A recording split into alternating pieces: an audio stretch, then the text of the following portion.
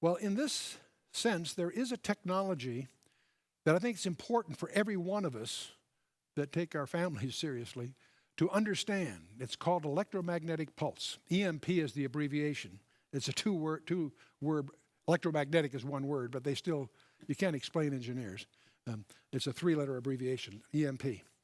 Back in 1962 in the Pacific atomic tests, there was a series called Starfish. They launched one 400 kilometers over Johnston Island, 1.4 megaton warhead. Virtually almost 1,000 miles away in Hawaii, street lights were blown out, alarms tripped, damaged telecommunication facilities. That's where they began to discover that one of the side effects of a very high altitude nuclear blast is an extremely intense magnetic pulse, a damaging pulse. It disrupted navigation in Australia for 18 hours. The Soviets in their tests learned the same thing. They even had buried power cables that were burned out from these tests.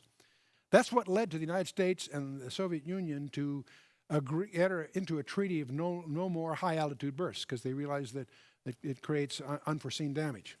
Still, that's when they went to all the underground testing, that sort of thing.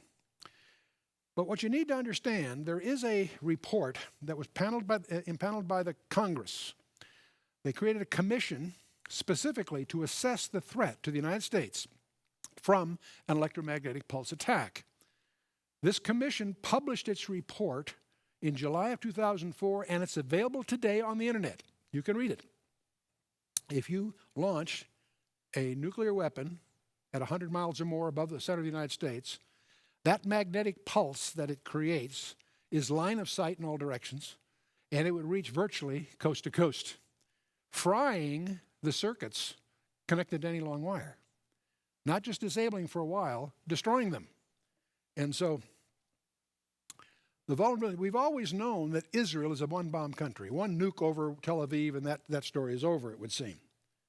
The shock of this commission was to realize that the United States is a one-bomb country.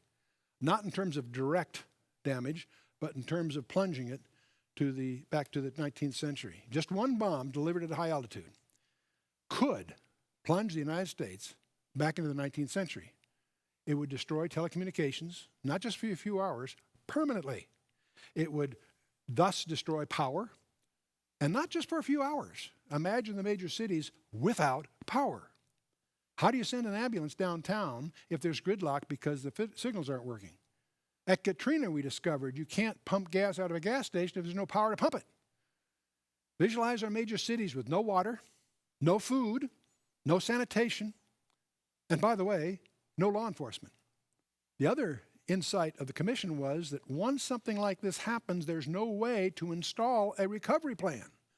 Whatever recovery plan you may conjure up has to be installed before it happens, because the very effect of it would eliminate your ability to do that. Well, by the way, let me give you a small modification of this. You don't have to get that nuke over the center of the United States. Visualize an unmarked container ship that is approaching the U.S. coast, and it doesn't have to get closer than a few hundred miles before, from that container ship, you launch a Sahab-3, a standard off-the-shelf Sahab-3, that could easily get to Cincinnati or Indianapolis. You don't care about accuracy, you care about altitude. And once you launch it, you don't cover the whole United States. But if you look at the United States, this map at night, you'll get the idea. You would cover about 70% of the population, one bomb. That population would be plunged back to 19th century technologies. And it would take the United States out of the game as a major player, because you're destroying the electronics in Washington, D.C., in New York, Boston, you make the list. What's the current status? According to insider briefings that we've been privy to, it appears in the minds of many that Iran will have a nuclear capability in a matter of months, not years. And the sooner they have that, Ahmadinejad has made it clear what he's going to do with it. Iran is currently practicing a strange maneuver.